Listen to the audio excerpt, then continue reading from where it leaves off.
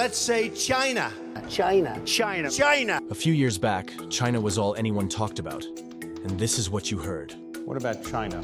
It is the biggest geopolitical, in my view, challenge facing American policymakers today is how we react to the emergence of China as the new global superpower. Now it's starting to sound more like this. I think that there are real issues in China now. Real estate has gone down. Stocks have gone down. Salaries have gone down. It's a situation that's more challenging than Japan in 1990. So what is really happening in China? The Diary of Money. During the early 2010s and into the latter half of the decade, much of the media focused on China's rise as an unprecedented success story. Journalists pointed to China's rapid transformation from a poor, agrarian nation into a global manufacturing powerhouse as evidence of its unstoppable ascent. Economically, China was growing at rates of over 10% annually, making it the fastest-growing major economy in the world. The country's cities were undergoing explosive development, with gleaming skyscrapers and high-speed trains becoming the hallmark of China's modernization. Additionally, China's Belt and Road Initiative, announced in 2013, captured global attention. Through this ambitious project, China sought to build infrastructure across Asia, Africa, and Europe, solidifying its influence over global trade routes. Media coverage portrayed this as the clearest sign that China was thinking long-term, setting itself up for dominance in global trade and diplomacy. Military analysts also began discussing China's growing defense capabilities, particularly its efforts to modernize its military and expand its naval presence in the South China Sea. The prevailing narrative was that the world was witnessing the rise of a new superpower, with China's military, economic, and diplomatic strategies converging to challenge the established Western-led global order. In the last few years, however, that narrative has undergone a significant shift.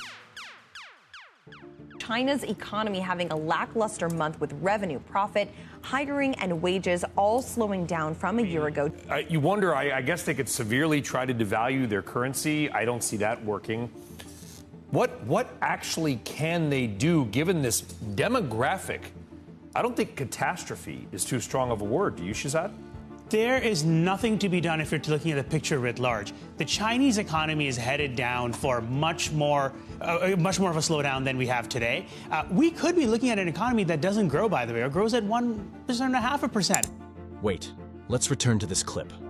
As China's economic engine began to sputter, the focus pivoted from celebration to skepticism. Growth rates that once consistently exceeded 10% have slowed to around 5%.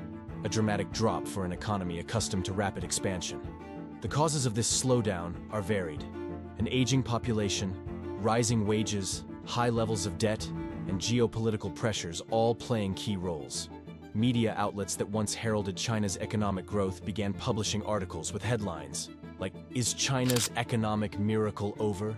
and "China's dead-end economy." Perhaps one of the most symbolic markers of China's changing fortunes was the decline of its real estate sector. Real estate, which had been one of the pillars of China's growth, started to crumble. Major developers, such as Evergrande, faced liquidity crises, resulting in unfinished construction projects and mounting debt. The Chinese government's attempts to rein in speculative bubbles only seemed to exacerbate the situation. Years of easy credit, loose regulatory policies, and a housing market built on speculation created an unsustainable economic model.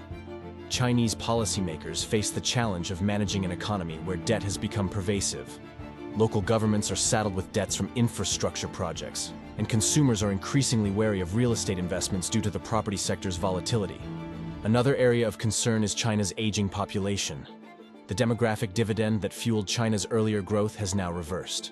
The country's population is aging faster than anticipated, with a shrinking workforce and rising dependency ratio. This demographic time bomb is seen by many analysts as a significant obstacle to China's future economic success. Now, let's return to this clip. We could be looking at an economy that doesn't grow, by the way, or grows at 1.5%. So I think the Communist Party understands that. They're not looking to, have blowout GDP numbers anymore. They're very much focused on taking the slow growth, strengthening the economy from a military standpoint, and saying, look, we're going to make ourselves the world's leading tech manufacturer, and we're going to make the world dependent on us. That's what they're trying to do now. You see, China can deal with short-term pain from its economy because Xi Jinping's long-term vision is simple and it's broken down in two. Make the world depend on us while we depend on ourselves. The popular conception is that companies come to China because of low labor cost. The truth is China stopped being the low labor cost country many years ago. And that is not the reason to come to China from a supply point of view. The reason is because of the skill. And the tooling skill is very deep here. You know, in the US, you could have a meeting of tooling engineers, and I'm not sure we could fill the room.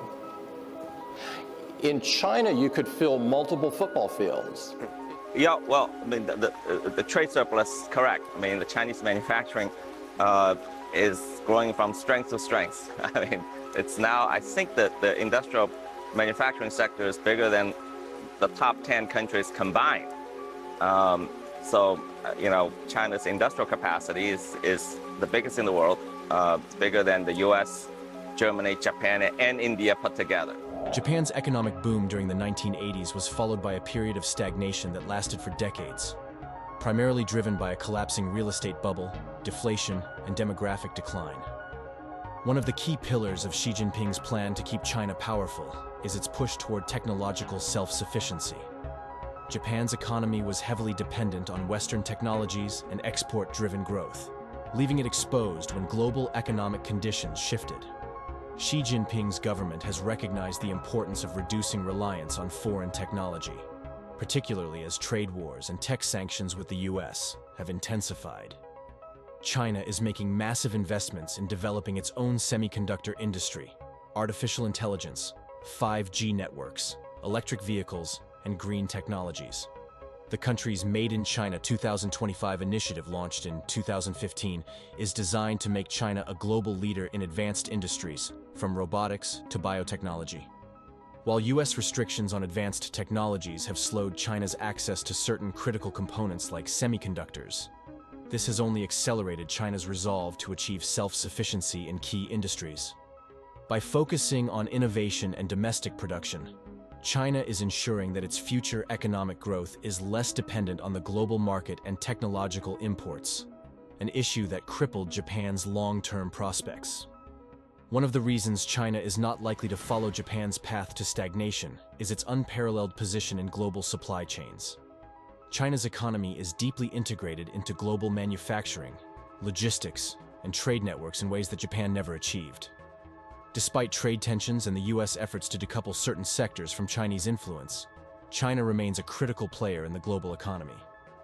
China's vast manufacturing base, coupled with its logistical infrastructure, allows it to remain indispensable in the production of goods, from electronics to pharmaceuticals.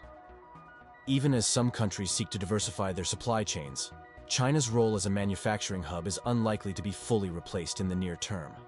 This gives China leverage and a continuing source of economic strength that Japan never fully developed during its economic boom. While China's economic challenges are real, they are not insurmountable. Xi Jinping's Golden Plan is designed to ensure that China's rise continues, even as growth slows and the global economic landscape becomes more uncertain. The challenges may be significant, but Xi's strategic approach positions China to weather them while continuing its ascent as a global superpower.